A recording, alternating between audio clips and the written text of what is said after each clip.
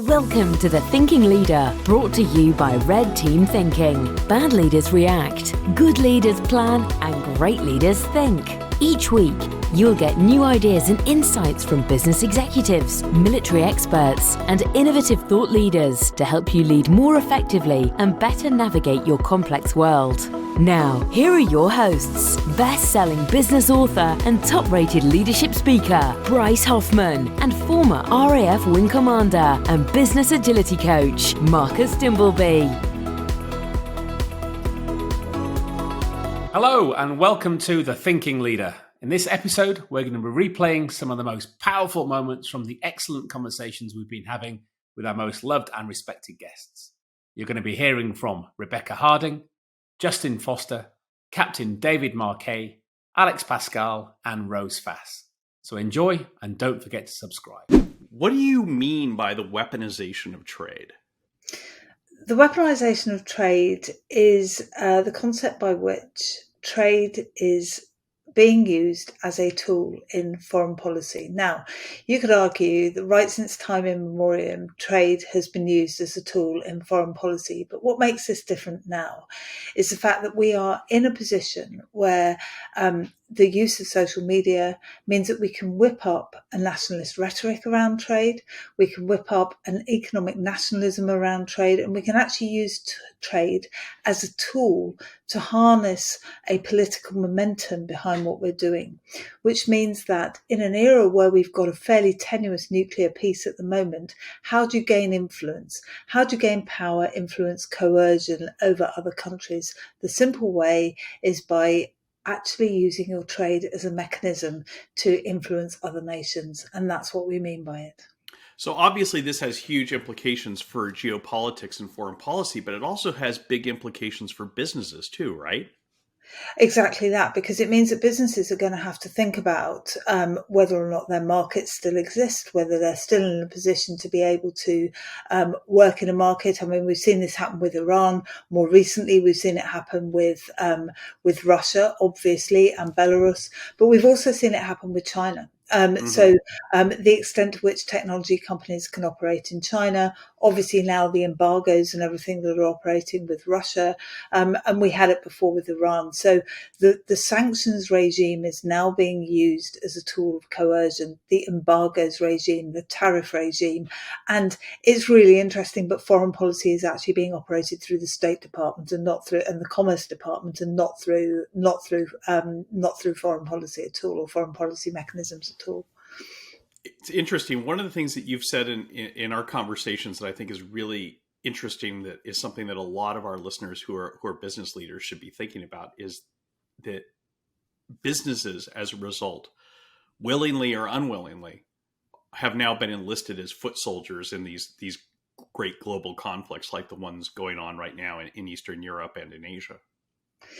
Exactly. And it's not just businesses, it's banks as well. So the entire commercial segment of the, if you like, military industrial complex has suddenly become industrial. It's the industrial complex that's doing this. It's about the fact that they don't know when the next sanction is going to come along. They don't know when the next embargo is going to come along, the next export control is going to come along, but they are charged with implementing these policies. And of course, that affects their business models. So what they have to do, of course, is think about what's coming along that might create that instability, that might be an unforeseen consequence. And what you're seeing, one of the big unforeseen consequences at the moment, of course, is inflation, because we didn't realize exactly how much sanctions and restrictions on oil and gas and so on were going to create inflationary pressures. That was never predictable in terms of the amount that oil and gas coming out of Russia was going to then become weaponized itself and become a stranglehold on the global economy. That then creates instability for companies understanding how to price in different markets and price at home. But it also creates a political instability as well, because it begins to fragment the consensus around economics effectively as a domain of warfare. Yeah, I think it's fascinating, Rebecca. And you talked early on how this social media frenzy has allowed this thing to become much bigger than it is and much quicker. And that very much ties into the hyperconnectivity that we talk about when we talk about VUCA, the volatility, uncertainty, complexity, ambiguity of the world. a lot of people have added the H to that, to this hyper-connected that the world now is. And as before, we'd think about these things as we talked about geopolitical. But now what we're seeing is the cascade effect of that is moving through geopolitical, political, national, and into people's homes now. And as you said, with the recession coming and inflation, people are now fearful of this and often frenzied by what they're reading on social media. And people are taking, obviously, false truths, misinformation, disinformation, and creating often a moral panic with these things that are dominoes toppled a long way away, but quickly come into our real lives day to day and are clearly having an impact.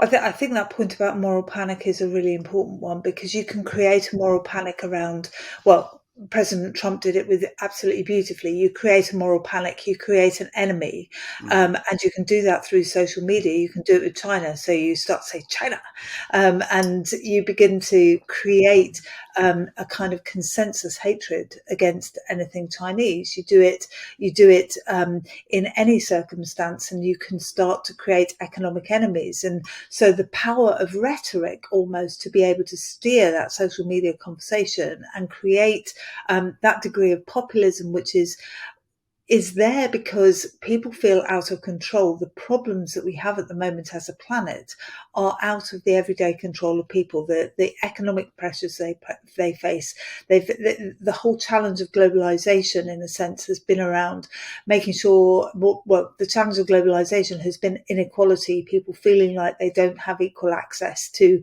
the resources.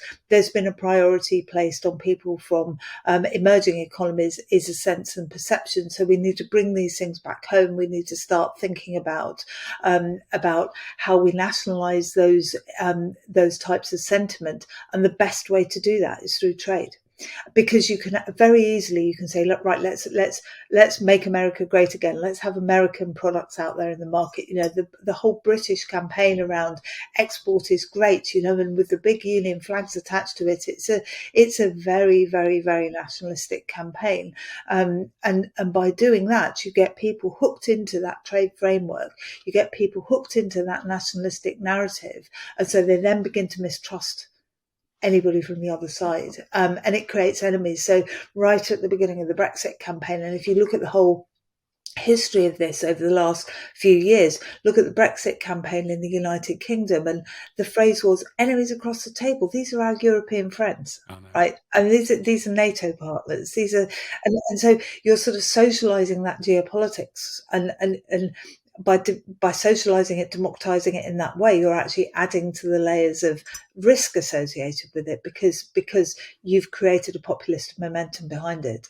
Dairy farmers know a lot more about productivity than traditional business leaders. Dairy farmers know that if you're kind to the cows, they produce more milk. And it's true. They give them massages, they pipe in music, they have foot washers.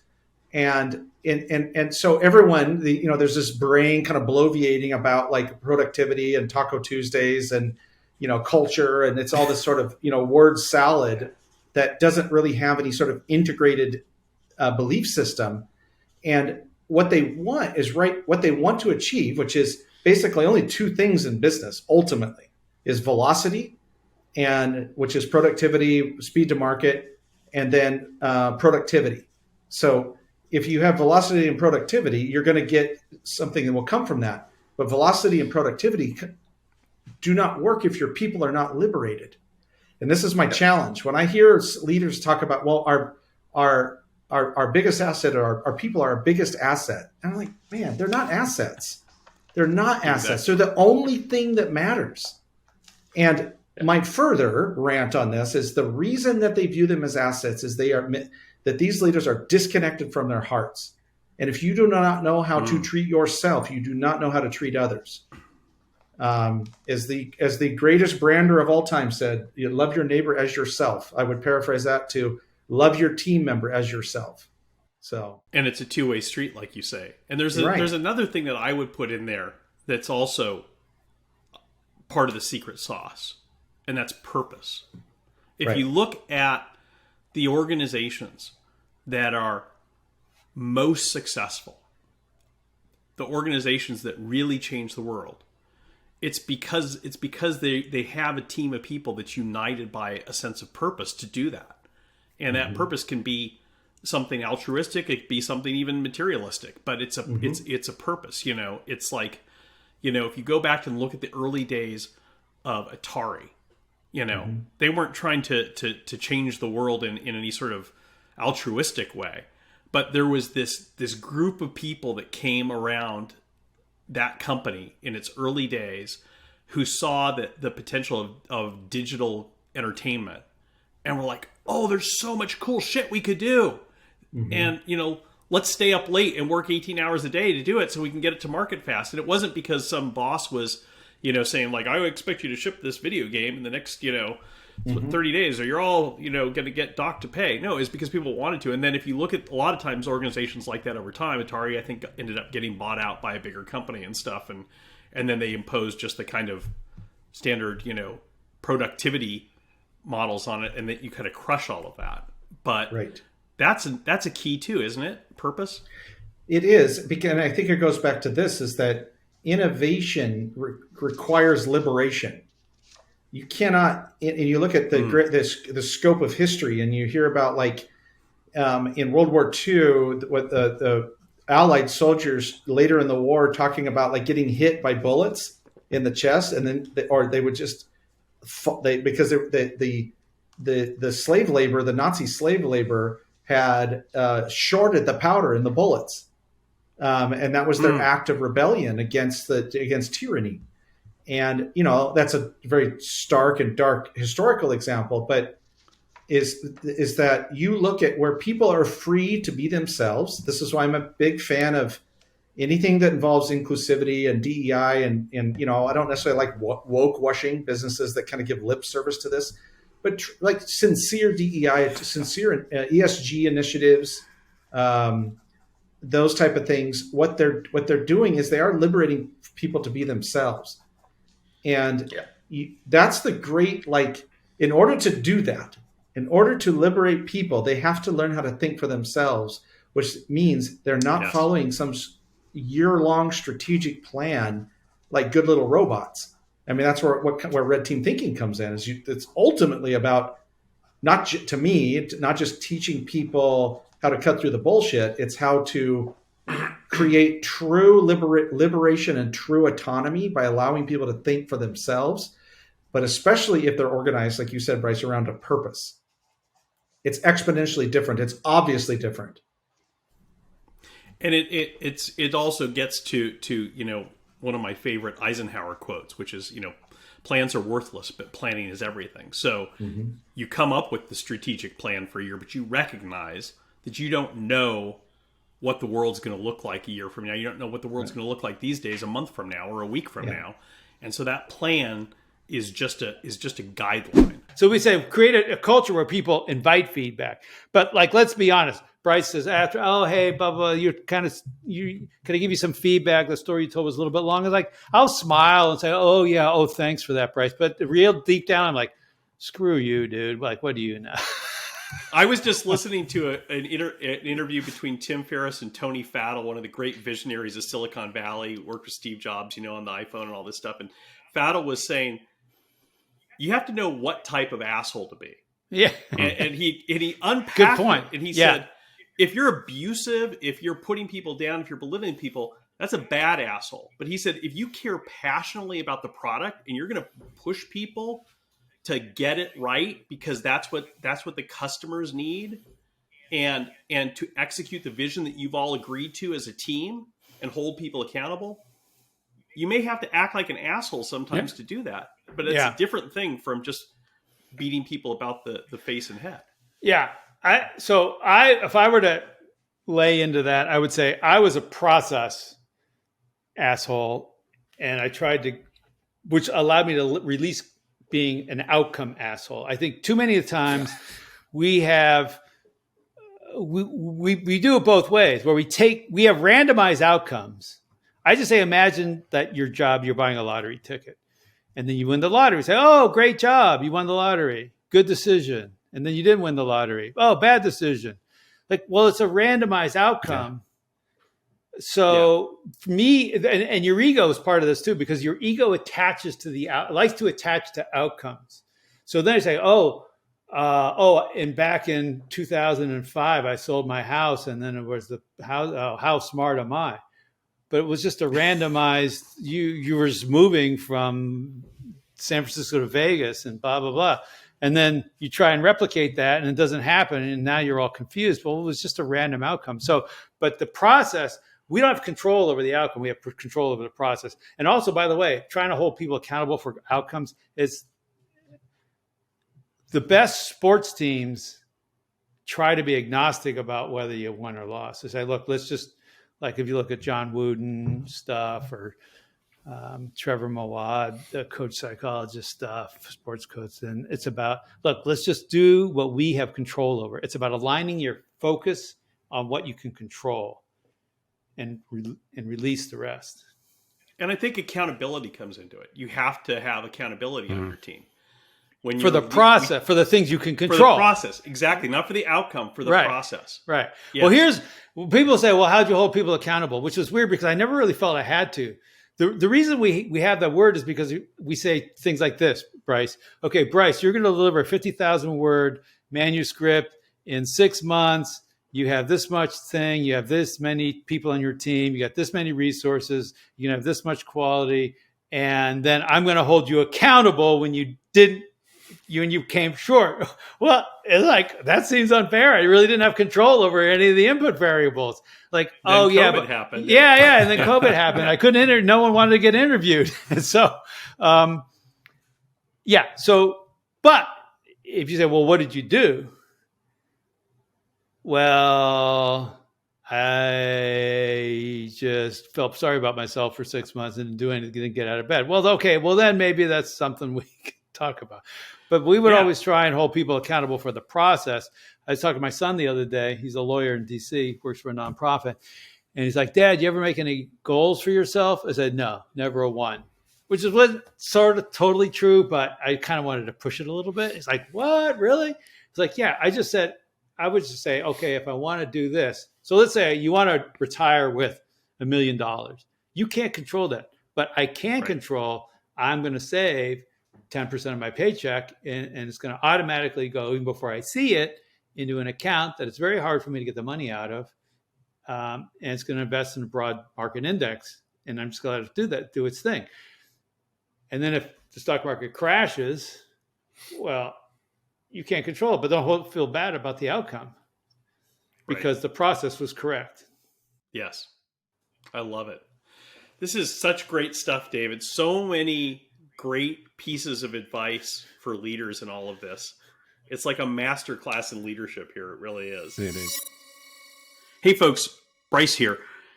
If you're listening to this and you're liking what you're hearing and you're wondering, am I a red team thinker? We have an easy way for you to find out. Just go to the show notes, click on the link there to our free assessment to find out if you are a red team thinker and what you can do to think more effectively, to lead more effectively, and to make better decisions faster in your complex world. Like I said, the link is in the show notes, or you can simply go to our website, redteamthinking.com. Check it out. I can't wait to see how you score. We have been working together for now in earnest, almost a year on developing a Red Team coaching program in partnership with your company, in partnership with coaching.com. And we just completed the first pilot program of that, which I understand was the best rated coaching pilot you guys have run yet. Is that true? Yeah, we've had a lot of pilots for programs, and you guys were the highest rated pilot we've ever had, which is incredible because it's not the typical coaching program or program for coaches. So I think you guys really accomplished something incredible. And I'm so excited about this program. I'm very excited about coaching and its impact in the world. And I've always been very excited about red teaming. And to put them together and equip coaches with these capabilities and perspective is, I think, incredibly powerful. We sensed that during the pilot, didn't we, Bryce? The caliber of the coaches, obviously, that came on were high.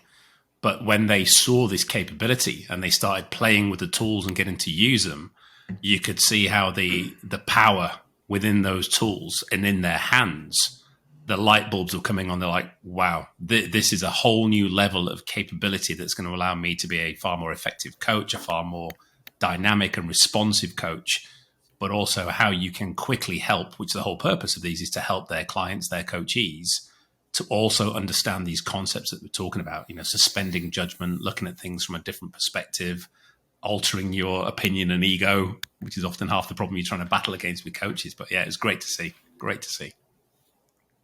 And how quickly they used it, started using this with their clients, and how that was received. We had one coach in our program who came back after just 2 days.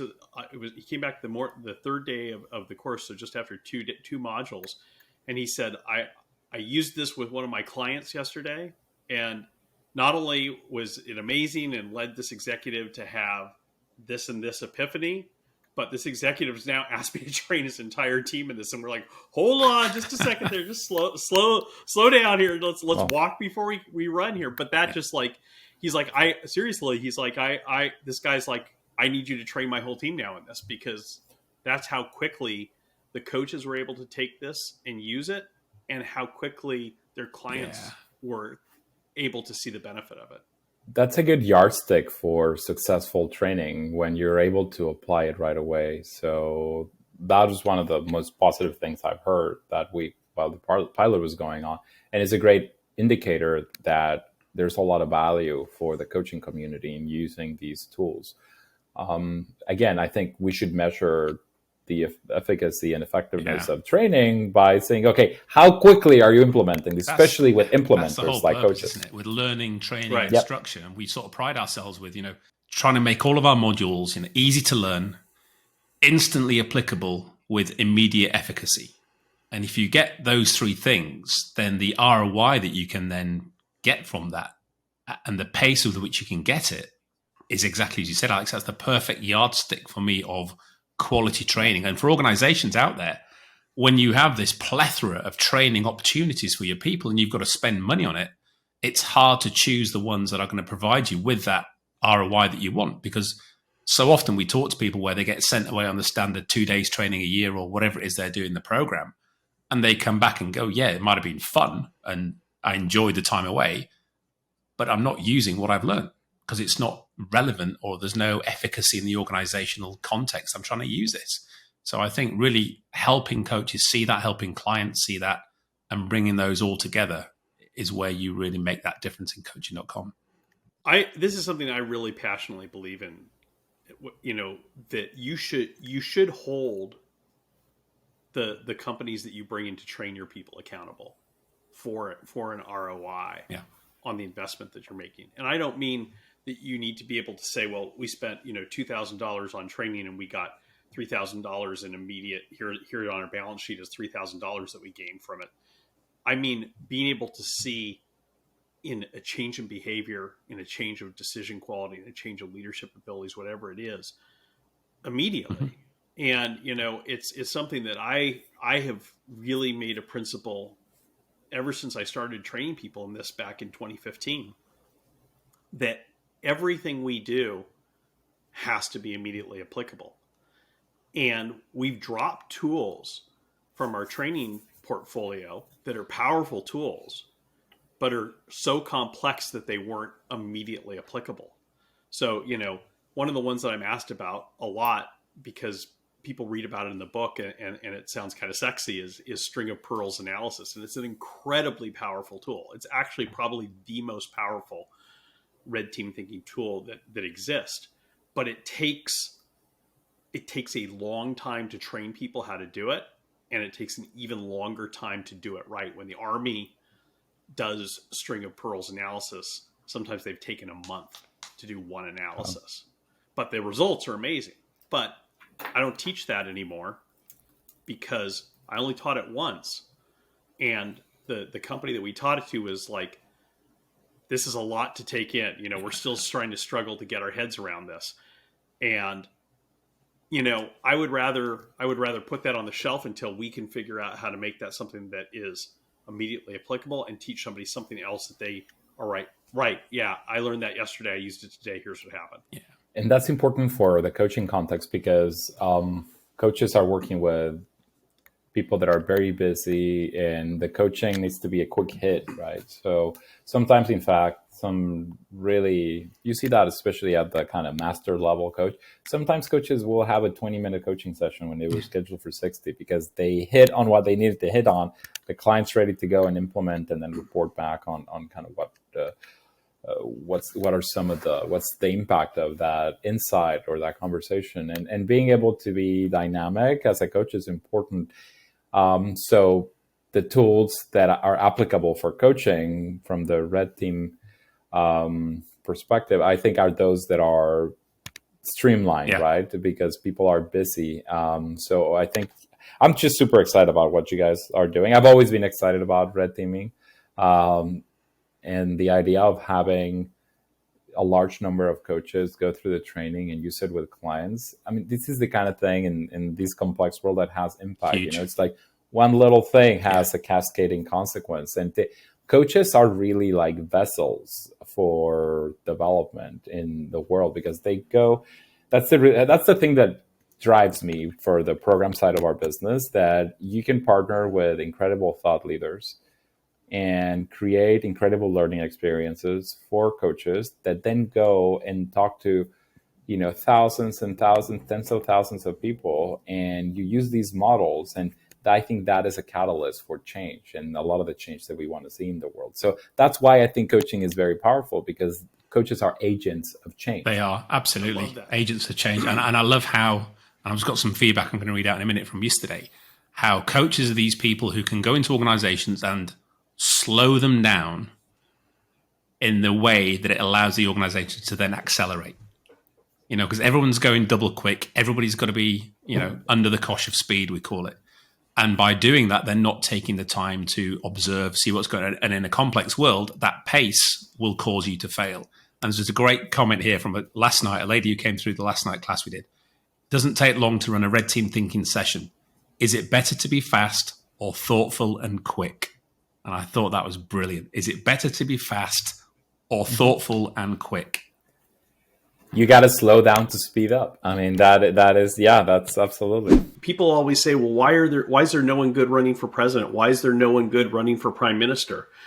And you and I both know people who would make great presidents and prime ministers, and in some cases have even been asked to. And they don't want anything to do with it because they see what a dumpster fire politics is and how impossible it is to have good, meaningful conversations in the public space. And so they say, not for me, I'm going to stick to business. And so we're left in the public space with people who are so, in most cases, so hungry for power or attention that they are willing to plunge into that mess, no holds barred. I think that's beautifully put, Bryce. And I think one of the things that you've always said, and I greatly appreciated it, is even in Ali Mullally's case, and I think your book, The American Icon, is one of the best business books I've ever read. I love it. And it read like a novel, and it was what attracted me to you in the first place, is that Alan went through a very vulnerable time. And when he went to the Senate and he realized when he got there that he didn't want to be like those other CEOs, he wanted to do it differently.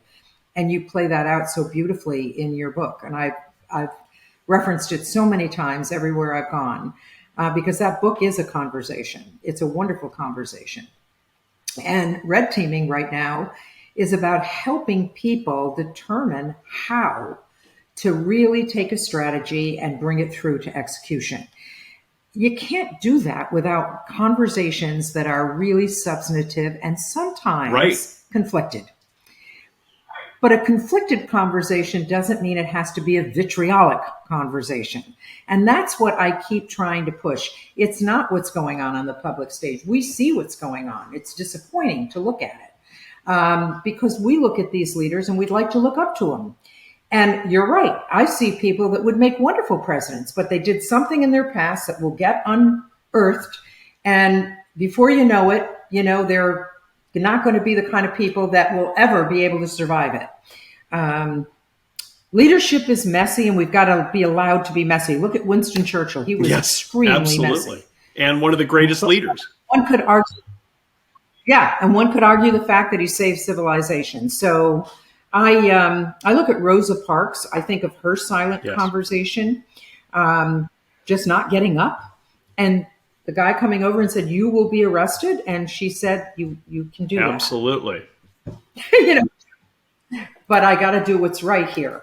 And Zelensky right now is the leader of our time. What was his conversation? Please, I don't need a ride. Help me save my. I'm going to hang right here. And everybody followed that leader. They're coming from all over the world to support him.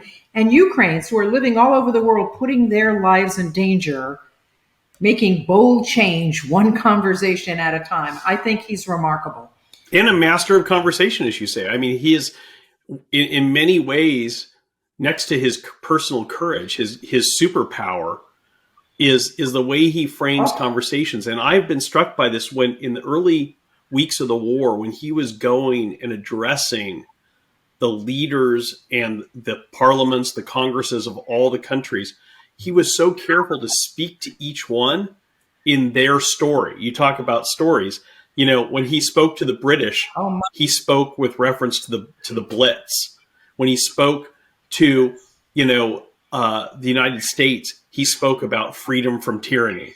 When he spoke, every country, he spoke in their narrative and to their story and tied their story to the story of Ukraine. And you could see how it just like cut through and went right to people's hearts and made them act. Amazing. And what you just described, Bryce, he went to the concern that every one of those countries had lived through. And he established just a common worldview among all of them to finally get them to level up to what he needed to do. That is an extraordinary gift. Not everybody has it. I will say that in our book, we teach people how to have those conversations. We teach people how to navigate them, how to have a difficult conversation without creating an enemy, how to sustain a relationship at the same time having a different point of view. And it's important, and I believe that everybody needs, I'm still a student of it. I'm a student of leadership. I'm, as I said, 73 years old. I'm still learning. And I really value leaders who care about this stuff and take it seriously. And when you're doing your red teaming, it's a series of conversations right to an endpoint. We need that. And people don't understand that the art of a really good conversation, like the one you described with Zelensky, it's so artful. It's so wonderful. And why? Because he prepared. He didn't do a flyby. He prepared in the same way Gandhi did when he stood up in front of Parliament. This is the kind of stuff that we need people to want to do. So while everybody's dealing with methods and tools and process and all the rest of it, all important, that's all about management, but leadership is all about conversation. That's what I keep telling people. You manage the work, you lead people. You can't manage people. They do not want to be managed. I hate being managed.